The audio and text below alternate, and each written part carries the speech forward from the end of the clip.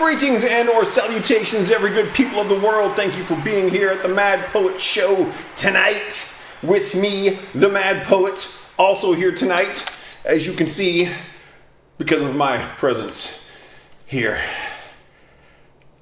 I miss this. I really want to do this more. I've been like, for the last week, I've been like, I gotta do a show today, and then start doing other stuff, and I don't do a show. I was like, I'm doing some recording and doing a video or whatever, and so it's good to be back on live. I like live. Live is fun.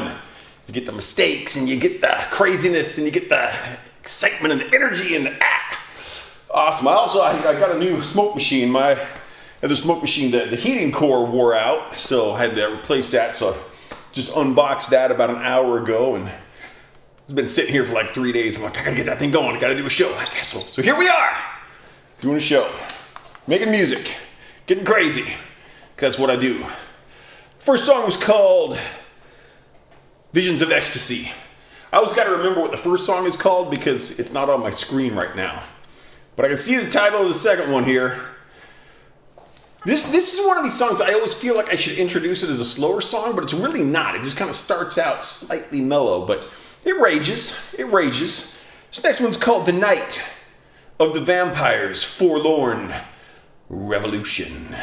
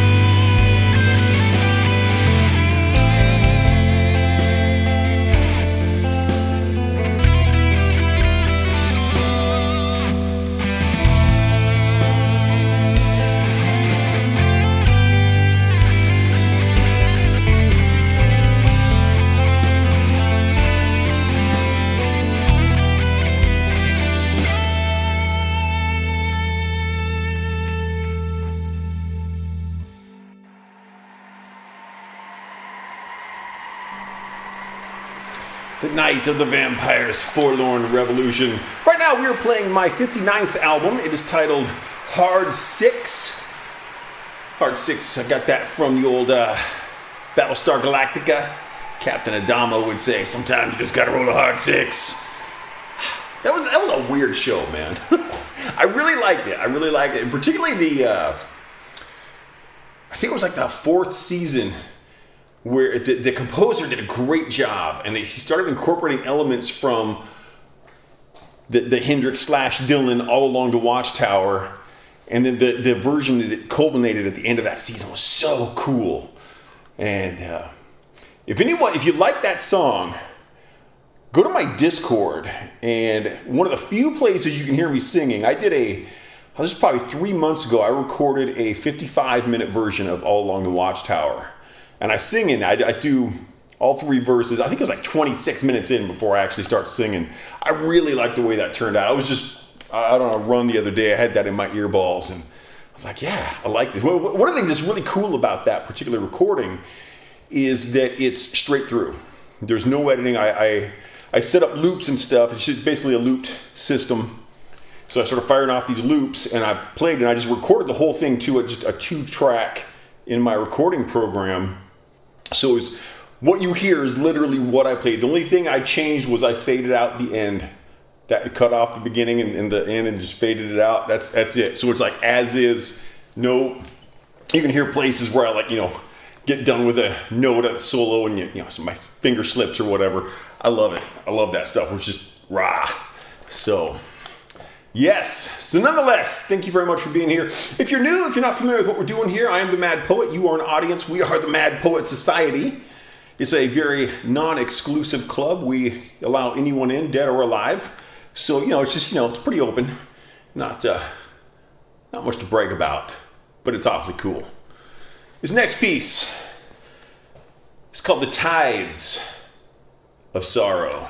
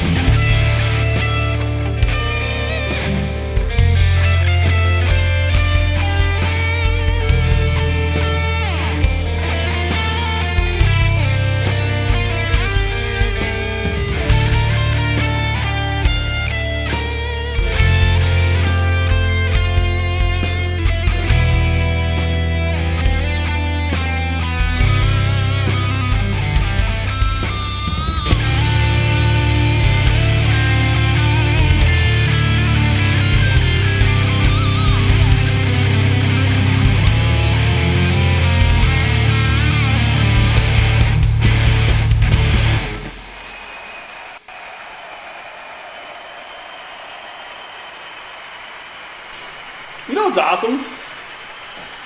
Playing guitar. So cool.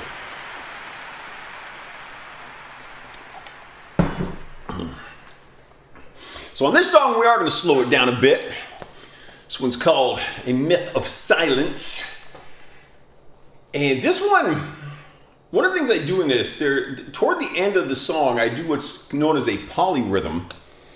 A polyrhythm is when like you have like a 4 count going on one or more instruments, and on another instrument you have like a 3 count or a 6 count. And that's the type of polyrhythm I do in here. It's really fun. And so for the music theory geeks out there, listen for the polyrhythm part of this. Slowing it down. If you want to play along, we're playing in A minor here. This is a Myth of Silence.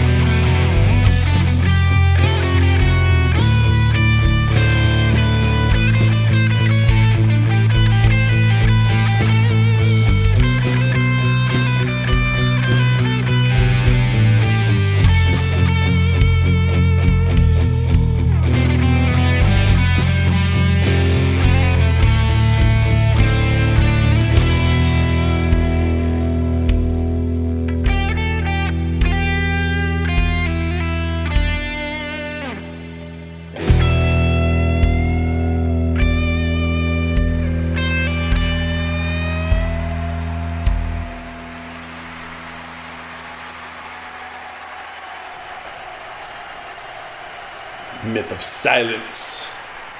Silence a myth? Silence could be a myth.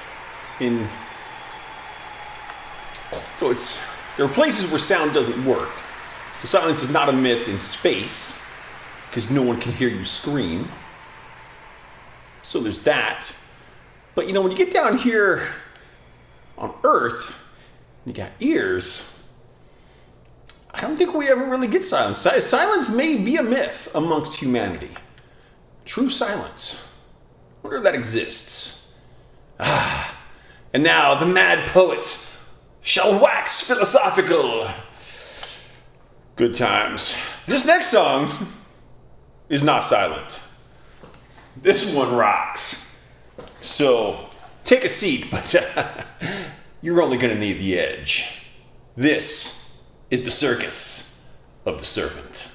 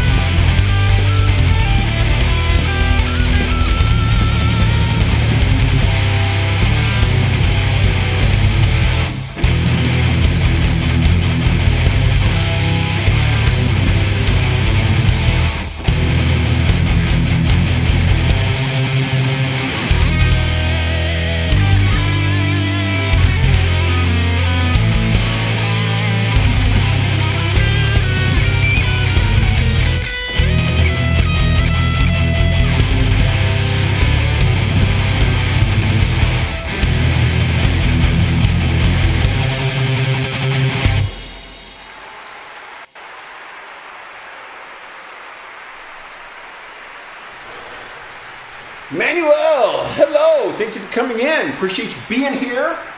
Oh, I gotta get closer to the mic. Hope you are enjoying the show, and everybody out there, lurkers, chatters, subscribers, followers, new, old, young, whatever. Thanks for being here. Much appreciated. As I said earlier, we're playing my 59th album. I've released a total of 66 albums. I have recorded 68. I have 2 albums that are ready to go. They've been ready to go. One album I actually finished like 10 months ago. The other one I finished back in like January. And for deeper explanation, I've got a video on my YouTube channel called Where Have I Been? I put it out a few months ago. It explains why I'd been kind of inactive for so long. But one question I often get asked is, where do you come up with all these song titles? And one of the main places I get my song titles is from story prompts, or story starters as they're called, which is just what it sounds like. It's a sentence or two about, hey, here's, mostly for authors, like here's something you can write a story about. Get your juices flowing with this. And sorry, I expected to see something else in the lights, but no, it makes sense. We're good. We're good. The very first story prompt I ever read, I don't remember exactly what it said, but it said something about there had been this technology developed so we could remember all of our dreams. And it turns out we were forgetting them for a reason. And that ended up turning into this next song title here. It took me 59 albums to get to it, but I got to it. If you're playing along on your euphoniums or your violins, this is in C sharp minor. This is called Why Do You Forget Your Dreams?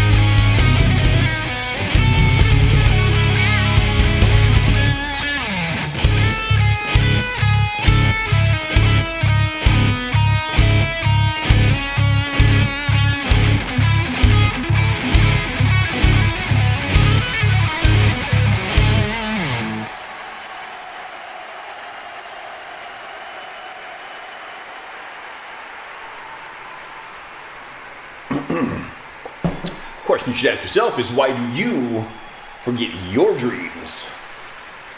Yeah, it's a fine question. And maybe when you find the answer, you will find that you are further enlightened and you laugh quietly.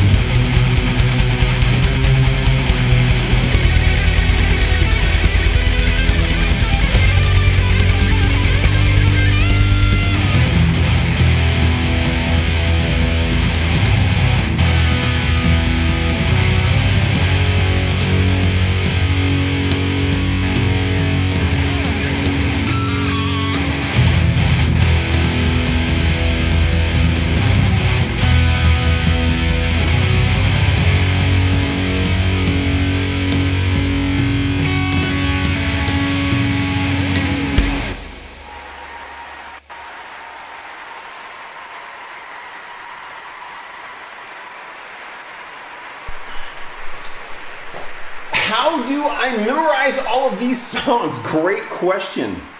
Thank you very much for being here. Quick answer, I don't. I do not have a single one of my songs memorized. When I recorded my first album, Confusion, we were in the studio back from, I think we were in the studio for like 6 years, from 98 to 2004. And it was like a studio in another city that was owned by my friend Dave. Very cool guy, great engineer, but it was just scheduling stuff going on. That entire album was done from memory. I worked with drummers to, get all the parts together, and I memorized the guitar and bass parts and everything. And then when I put my second album out in 2018, I think it was August of 2018, I put out Infinity Minus One. And at that point, I had moved to writing everything in sheet music. And so the way I'm set up now is before I even get into my recording program, I write my entire album in sheet music format.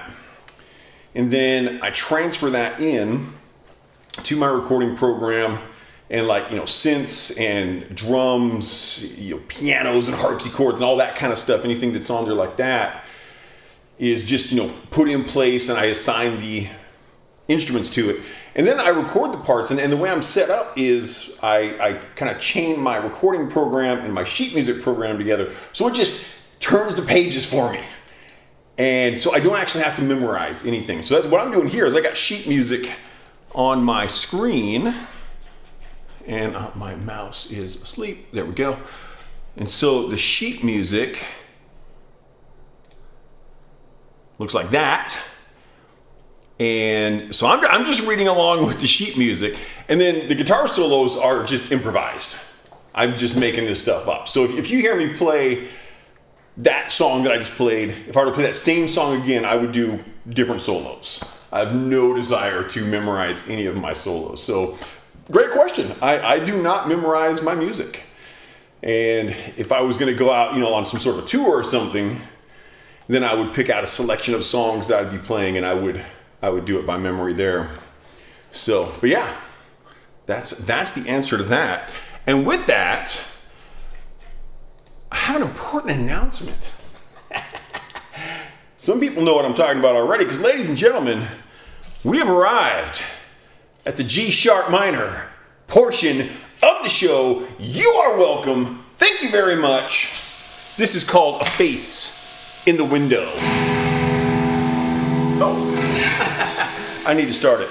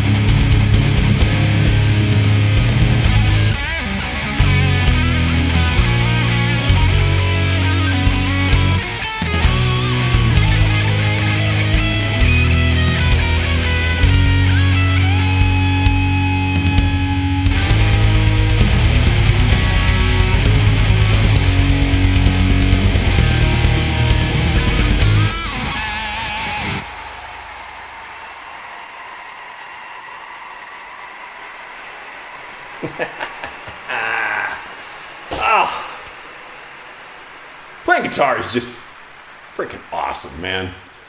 That's why I do it. That's why I've been doing it every day for like 40 years. Now I'm doing it so much I'm sweating in my glasses. Awesome. If anyone's coming in a little late, not familiar with what we do here, I am the Mad Poet. You are an audience. We are the Mad Poet Society. Today we are playing my 59th album. It's titled Hard 6. Got 3 songs left here today. I'm going to slow it down a little bit here. This one is called... This is one of these songs I got to be really careful when I start, because I do have the first note of my solo written in. I would usually write like a motif for a solo. It's like, 1 or 2 measures or so. I'm just like, here's what your idea is. And for some reason, my left hand, my brain always makes it want to go to the 3rd string. Got to make sure I start on the 2nd string. Really makes a difference. This is called The Countdown.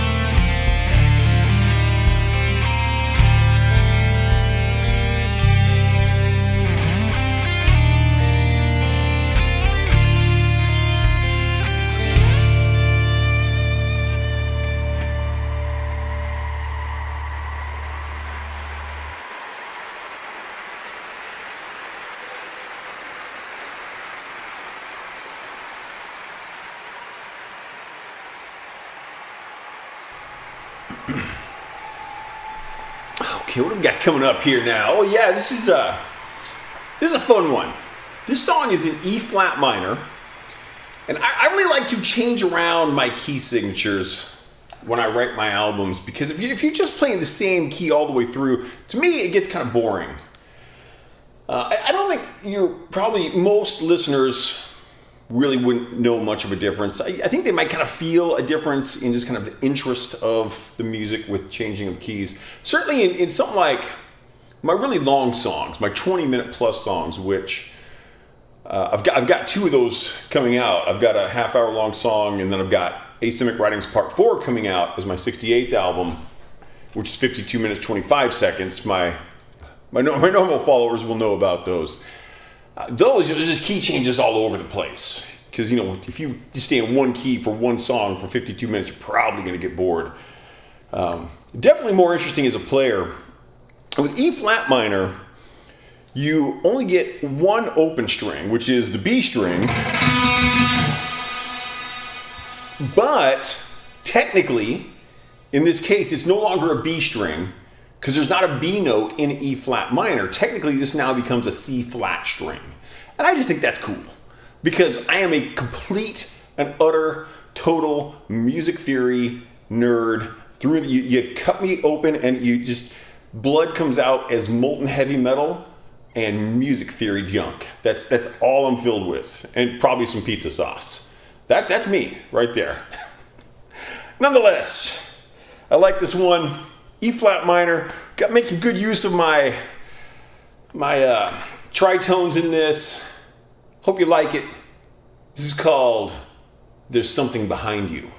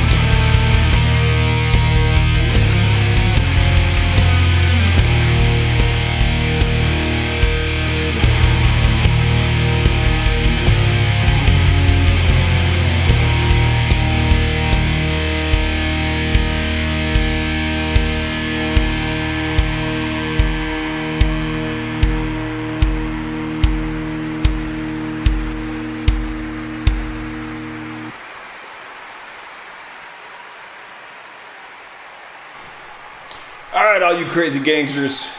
We got one song left tonight. This is probably the most mellow song I've ever created. Maybe a couple things for one of the soundtracks I did. Might be one or two of the things. There was one really mellow soundtrack I did for a documentary years ago. Years and years ago. But on my albums, this is mellow stuff. It's a great way to end a show. This, in fact, is the reason I wanted to play this particular album, is because I really like playing this particular piece. It's in F minor for those who are following along. Last song of the night. Thank you very much for being here. Again, for those who may not be familiar, if you're new, if you're coming in late, I am the Mad Poet. You are an audience. We are the Mad Poet Society. Thank you very much for being here, for watching, for listening, for chatting, for my tippers, followers, subscribers, whatever you are, wherever you are, whatever you do, do it well. You could have spent your time doing anything, but you spent some of it with me, and for that, I thank you. Last song of the night is called In the Crosshairs.